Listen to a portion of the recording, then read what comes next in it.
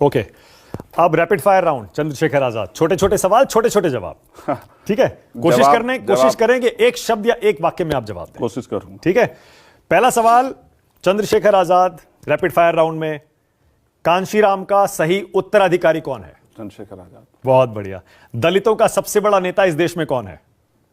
देखो दलित, ये यहाँ कंफ्यूजन है। अब फंस गए। देखो मैं फिर कह रहा हूं ना, अच्छा फिर मैं मोदी इसीलिए रैपिड फायर नहीं, मोदी जी को क्या मैं उन्हीं की जाति का नेता कहूं क्या?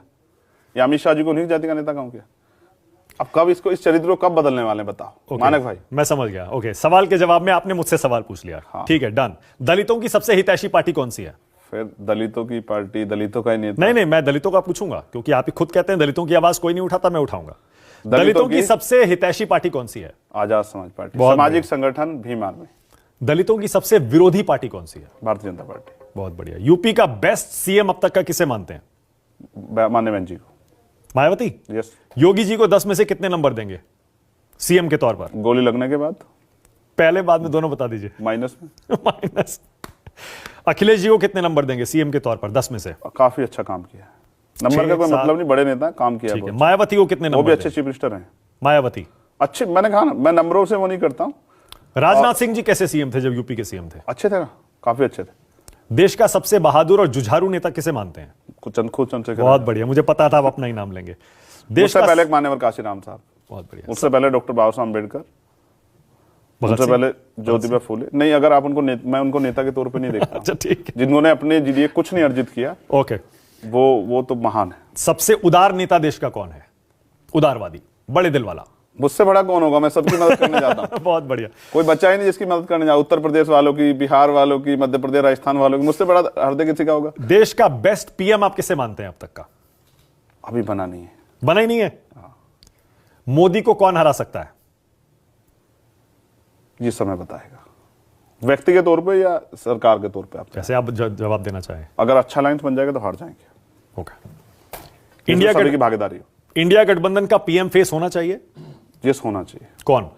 अब ये तो उनको तय करना है। मैं उसमें होता तो शायद आपको बताता। और पीएम फेस अगर होगा तो उसके नाम पे निर्णायक लड़ाई, और अच्छे नेता है वहां, जैसे नीतीश कुमार हैं, जैसे शरद पवार हैं, जैसे अरविंद केजरीवाल है, ममता बनर्जी, राहुल गांधी, और खुद अखिलेश यादव हैं। राहुल गांधी सॉलिड है ना। मैं कह रहा हूँ सब लोग के लिए कह रहा हूँ, सब अच्छे हैं। बस अवसर मिलने की बात है ना, कि वो बनने के बाद क्या करता है, सवाल ये है। ओके, बहुत बढ़िया। योगी को यूपी में कौन हरा सकता है? मैं 1 मिनट आपको रोकूं। हाँ, बोलिए ना। रैपिड फायर के बीच में। हाँ। ईमानदारी तब चेक होती है जब आपको अवसर मिले और आप बेईमानी ना करें। हाँ। तब ईमानदार। अगर आपको अवसर ना मिले तो तब तक तो आप ईमानदार हैं ना। ये बात भी ठीक तो प्राइम मिनिस्टर का तब पता लगेगा, जैसे नीतीश कुमार नहीं बने, हाँ। अरविंद केजरीवाल नहीं बने, स्टालिन नहीं बनी है, हाँ। मान्य बहन जी नहीं बनी है, अखिलेश यादव नहीं बने हैं, तेजस्वी यादव नहीं बने हैं, शरद पवार। जब इनमें से कोई बनेगा और वो फिर उसके काम का आकलन होगा, तब तय हो सकता है। ठीक है, ओके। योगी को यूपी में कौन हरा सकता है? हम लोग हरा देंगे ना 2027 में, आप देख लेना। हम लोग मतलब कौन? कोई एक या गठबंधन? गठबंधन भी हरा देगा, और हम कोशिश कर रहे हैं कि वो बड़ी पॉपुलेशन को तैयार करें। अखिलेश जी हरा सकते हैं क्या? अकेले नहीं। अकेले नहीं। बहुत बढ़िया। आपका पसंदीदा नेता कौन है देश में? मान्यवर कांशीराम। इस देश का सबसे अच्छा भाषण देने वाला नेता कौन सा है, जिसका भाषण आपको पसंद आता हो? सभी अच्छा बोलते हैं। कोई एक दो नाम भी ले सकते हैं, अपना भी ले सकते हैं। नहीं, मैं बहुत अच्छे भाषण नहीं देता हूँ। क्या बात कर रहे हैं आप? मैं बहुत सच्ची बातें बताता हूँ। पर बहुत अच्छा बोलते हैं आप। धन्यवाद। सबसे लोकप्रिय नेता किसे मानते हैं आप देश का? मुझसे ज्यादा लोकप्रिय होगा एमपी एमएलए भी नहीं। देखो पूरे देश में फॉलोइंग है। पर चुनाव तो हार जाते हैं। अच्छा, चुनाव हार जीतना ही लोग। बाबा साहब भी कोई चुनाव नहीं जीते। ओके। आप उनको लोकप्रियता उनकी कम मानते हैं क्या? दुनिया में उनको सिंबल ऑफ नॉलेज मिला, तो चुनाव तो नहीं जीते ना, आपको पता है ना। ठीक है, ओके। मैं इसको कंफर्म कर दूं, डॉक्टर अम्बेडकर चुनाव नहीं जीते, लेकिन लोकप्रिय है ना अपने काम की वजह से। बिल्कुल सही है। तो चंद्रशेखर भी, आप देखो ना, आपके शुरू हुआ हूं 3 साल में। ठीक है, अब मैं कुछ नाम लूंगा और जो पहला शब्द आपके जहन में आता है आपको वो बोलना है। ठीक है। रावण। हिस्टोरिकल बहुत कुछ है सीखने के लिए उनसे। बहुत बढ़िया। भगवान राम। कुछ चीजों को लेके बहुत कुछ उनसे उनके जीवन से भी संकल्प सीखे जा सकते। आप नास्तिक हैं वैसे, आप नहीं मानते ना? मैंने फिर कहा ना, देखिए जैसे मैं और आप अलग अलग धर्म को मान सकते हैं, लेकिन आपकी अच्छाई को तो मैं गिन सकता हूँ ना। ओके। प्रियंका गांधी। बहुत अच्छी नेता, और मेरी बड़ी बहन भी। मैंने क्या कहते हैं, दीदी कहते हैं आप उन्हें? दीदी कहता हूँ। दीदी। राहुल गांधी। अच्छे नेता, मैं मिला हूँ, काफी देर मेरी बात हुई है, 1.5-2 घंटे, और मैं गजब का वो देखता हूँ उनके अंदर, लोगों के लिए स्पिरिट कुछ करने के लिए। मायावती। उस तरह से नहीं मिल पाया, मिलने की बहुत तमन्ना है। और उम्मीद करता हूँ कि भविष्य में उनका आशीर्वाद मुझे भी मिले। बुआ कहेंगे नहीं कहेंगे? वो जिस रिश्ते से चाहें, लेकिन वो आशीर्वाद दें तो बहुत अच्छा होगा। जिग्नेश मेवानी। और ये चाहता हूँ वो दीर्घायु। मेरे भाई है ना जिग्नेश। जिग्नेश, ओके। कैसे रिश्ते हैं, दोस्ती है? भाई है ना, भाई के बाद कुछ बचता है क्या? ओके। रामदास अठावले। अच्छे नेता है ना। एक समय था पैंथर का बहुत अच्छा काम किया, अभी भी उनके पास कोई जाता ना मदद करते हैं, मैं जानता हूँ ना इस बात को। नरेंद्र मोदी। देखो नरेंद्र मोदी जी से सीखना चाहिए लोगों को। क्या?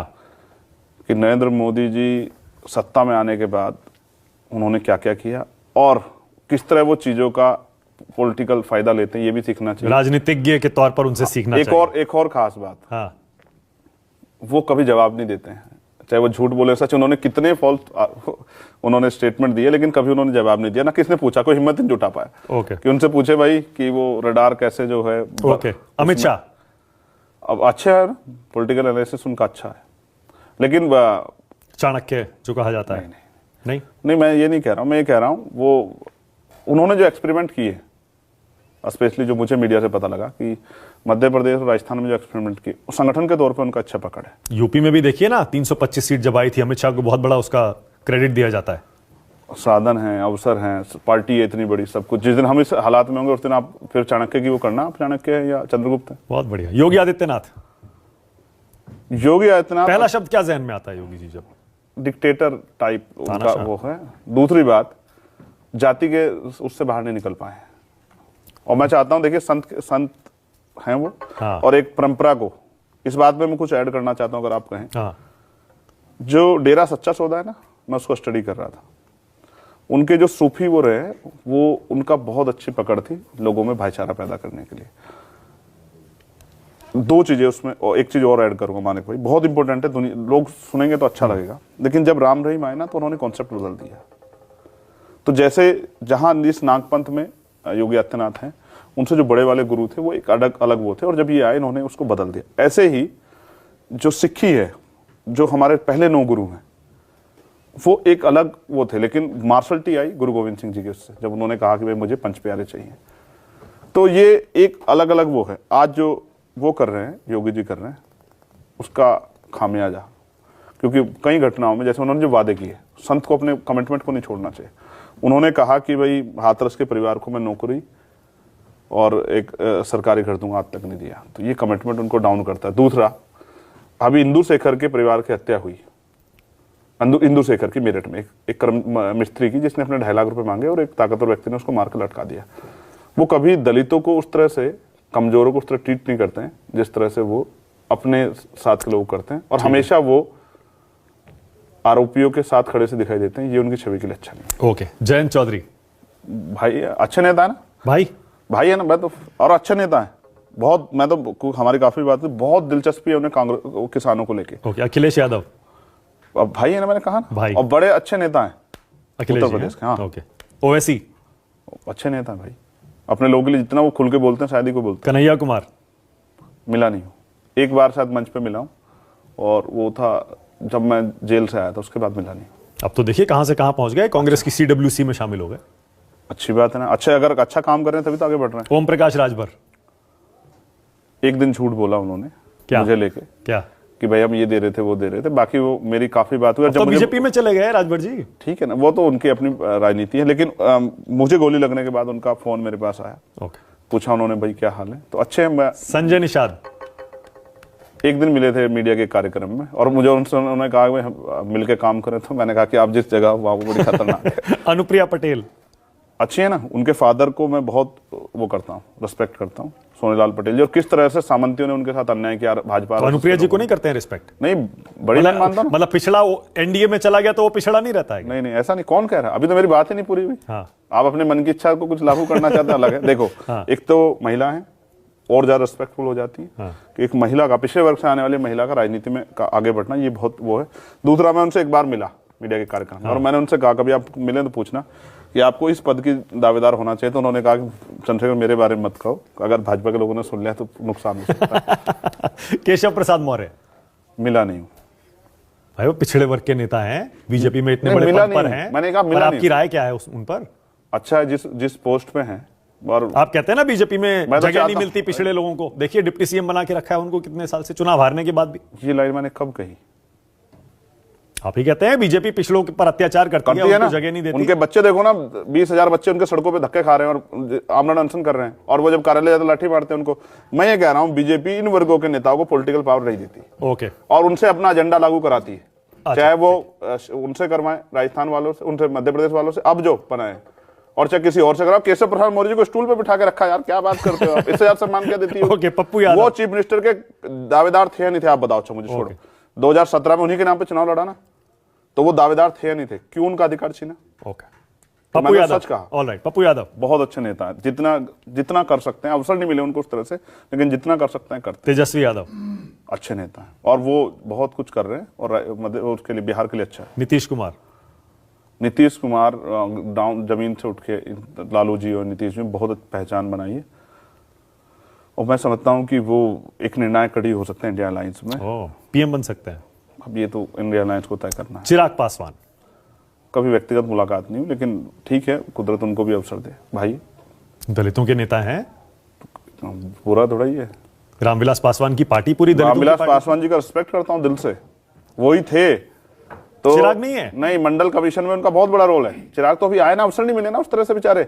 मंडल कमीशन में उनका बहुत बड़ा रोल है, लेकिन देखो चिराग भाई को ये सीखना चाहिए कि जिस तरह से मोदी जी ने रामविलास पासवान जी का अपमान किया, उनको घर खाली करा दिया और उनकी तस्वीरें फेंक दी, ये बीजेपी ने बहुत बड़ा अपमान किया। और वो अलग बात है कि उनको लगता है कि वो सुधार हो सकता है, तो वो कोशिश कर रहे हैं बीजेपी के साथ। कांशीराम, उनके जैसा सख्त दुनिया में पैदा नहीं हो सकता दोबारा। बाबा साहब, वो मेरे रोल मॉडल है। रामनाथ कोविंद, अगर उनको अवसर मिलता और वो देश में प्राइम मिनिस्टर बनते तो आज भारत की दुनिया में अलग पहचान होती। रामनाथ कोविंद, कभी मिला नहीं, द्रौपदी मुर्मू, मिला नहीं हो। बीजेपी देखिए दलितों को राष्ट्रपति बनाती है। बीजेपी हाँ, एक स्टेटमेंट के बाद शायद जो है, फिर उसके बाद कुछ कह नहीं पाते अपने वर्गों के लिए। एक आप बताओ ना, कुछ एक दलितों के लिए किसी काम पे स्टैंड लिया उन्होंने? आप बताओ ना। किसने? रामनाथ कोविंद जी ने, या आदिवासियों के लिए मणिपुर का इतना बड़ा इश्यू हुआ, बोली क्या कभी? सुना क्या आपने? ओके, ऐसी बनाती है ना, इसको क्या कहते हैं, रबड़ स्टैम्प। ओके, वो बहुत गरिमाई पद पे है, मैं ऐसा कहता अच्छा लगता है, लेकिन सीए का आप विरोध करते ही है। अगर सीए में वो डिस्क्रिमिनेशन करते हैं, सभी लोगों को इंक्लूड नहीं करते हैं, तो कोविड कॉन्स्टिट्यूशन के खिलाफ कुछ भी होगा। देखिए, भारतीय संविधान जिस दिन से लागू हुआ उस दिन से जो यहाँ था वो इस देश का नागरिक है। अगर आप आज कोई डिस्क्रिमिनेशन कर दें, जैसे एक्ट है ना, धार्मिक स्थलों पर एक्ट है ना, उसका दुरुपयोग, उसके बाद भी भाजपा के लोग दुरुपयोग कर रहे हैं ना उसका, तो अगर कोई संविधान खिलाफ जाएगा तो मैं इसका विरोध। यूनिफॉर्म सिविल कोड मानते हैं होना चाहिए? अभी किस उस पर करने वाले, कुछ आएगा ना, कुछ उसका रोड मैप आएगा तो उस पर बात करेंगे। पर एक देश एक कानून होना चाहिए? भाजपा कर सकती है क्या? बोलती तो बहुत है। ओके, 370 कश्मीर से हटना सही है? उस तरह से स्टडी नहीं किया। जाति गणना होनी चाहिए जैसे बिहार में हुई है, पूरे देश में होनी चाहिए। जाति जनगणना होनी चाहिए, आर्थिक आंकड़े जारी होने चाहिए, देश को पता लगना चाहिए किस जाति के पास कितने रिसोर्स हैं, किसकी कितनी संख्या है, और जिनकी संख्या कम है और जिन पर रिसोर्स कम है उनकी तरक्की के लिए भी आगे कुछ कदम उठाना चाहिए। और भारतीय जनता पार्टी उसमें सबसे बड़ा रोड़ा है। और ये तो वो देश है जिसमें क्रांतिकारियों ने बहुत दिन जेलें काटी है, और हमने तो यहाँ जो है बहुत सारे ऐतिहासिक रूप से पढ़े। जेल का कौन नहीं जेल में रहा है? आज के मुख्यमंत्री जेल में नहीं गया, उत्तर प्रदेश के जो उत्तर प्रदेश मुख्यमंत्री जेल में रहे क्या? आप देश के कई राज्यों में चुनाव लड़कर या फिर अपने पैर पसारने की कोशिश कर चुके हैं कि हमारा आधार भी बने। आप बिहार भी गए थे, पप्पू यादव के साथ आपने वहां चुनाव भी लड़ा था कुछ सीटों पर कामयाबी नहीं मिली। कितने वोट मिले थे वहां पर? हाँ बिल्कुल बताता हूँ। उससे पहले मैं आपको एक चीज और बता दूं। आप जो बार बार कहते ना कि आप दलितों के नेता खुद को नहीं बनाना चाहते, तो जब मैंने मुसलमानों की लड़ाई लड़ी और वो आज मेरे साथ खड़े हैं, तो आप क्यों मुझे दलित नेता साबित करना चाहते हैं? मैं तो, हमारे यहाँ एक आइडियोलॉजिकल हुआ, जैसा पीडे कह रहे हैं ना, बहुजन समाज। ये बहुजन समाज हर हक वंचित समाज की आइडेंटिटी है। दलित, पिछड़े, आदिवासी, मुसलमान, जैन, सिख, बौद्ध, ईसाई, पारसी, जो कमजोर है, ये उनका एक अलायंस है। और ये काशीराम साहब बहुत दिन पहले बना के चले गए, मैं उसी को फॉलो कर रहा हूँ। ठीक है। और अगर न्याय के लिए लड़ने के लिए अगर ऊंची जाति है जो इस देश की, अगर उनके साथ भी कोई अन्याय हो तो उनको भी अगर जरूरत पड़ेगी, तो क्योंकि जब बहन बेटी के सम्मान की बात आती है तो कभी मैं जाति नहीं देखता हूँ, ना धर्म देखता हूँ। ये भी नहीं देखता कि सामने वाला कितना ताकतवर है, उससे उसको वो क्या नुकसान पहुंचा, इसकी परवाह भी नहीं करता हूँ। ना जान की परवाह करता हूँ, ना जेल की, ना मुकदमे की। तो खूब जाके जब दम से लड़ता हूँ, जितनी हिम्मत होती है। तो बिहार में क्या हुआ था जब गए थे आप? बिहार हम जब चुनाव लड़े तो हमारी जो दूसरा एक अलायंस था उनसे बात हुई, और अंत समय पे किसी कारण से वो अलायंस फाइनल नहीं हो पाया। तो हमारी पार्टी के नेताओं ने हमसे कहा, क्योंकि हमारे यहाँ ऐसा नहीं कि ऊपर से चीजें थोपी जाती है, उन्होंने कहा कि देखो अब क्योंकि समय कम रह गया तो हमें किसी ना किसी अलायंस में जाना पड़ेगा। तो जो तीसरा मोर्चा वहां बना पप्पू यादव ने, तो हम उस मोर्चे में गए और हम लोग मिलकर चुनाव लड़ा और हमें, अगर आपको जानकारी हो, सीटों के हिसाब से 3.5% करीब वोट हमें मिला वहां, गठबंधन को, हमारी पार्टी को, आपकी पार्टी को। कितनी सीटें लड़े थे? 9,000, शायद हम 28-30 सीटें लड़े थे। कहीं 9,000, कहीं 11,000, कहीं 13,000 वोट हमें मिला, कहीं कम वोट भी मिला।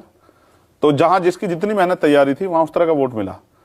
और क्योंकि सब जगह नहीं जा पा सकते चुनाव में, जैसे अब साधनों की बात है, अब मोदी जी पे बहुत सारे साधन है, आज यहाँ हैं, थोड़ी देर में दूसरी जगह चले जाएंगे, सारी तैयारी भी उनकी है, सरकार भी उनकी। अब ऐसा थोड़ा ही है कि चंद्रशेखर को कहेंगे भाई चंद्रशेखर आपकी छोटी पार्टी, नई पार्टी है, तो आप एक काम करो, आप 1 महीना और फालतू प्रचार कर लो, आपका रिजल्ट बाद में घोषित कर देंगे, ऐसा थोड़ा ही होगा। भाई जिन पार्टियां, जो स्थापित पार्टियां, उन पे जो साधन है वो उनका प्रयोग कर रही है, हमें परमिशनों की भी दिक्कत होती है, तो हमारी नई पार्टी, हमें ज्यादा मेहनत करनी पड़ती है और समय सब पे वही बराबर है कि जैसे राजस्थान में 3 तारीख को रिजल्ट आना, मेरे लिए 30 में थोड़ा ही आएगा, 3 में ही आएगा ना भाई। तो मुझे भी उसी सीमित समय में अपने छोटे साधनों से ज्यादा काम करना है। ठीक है।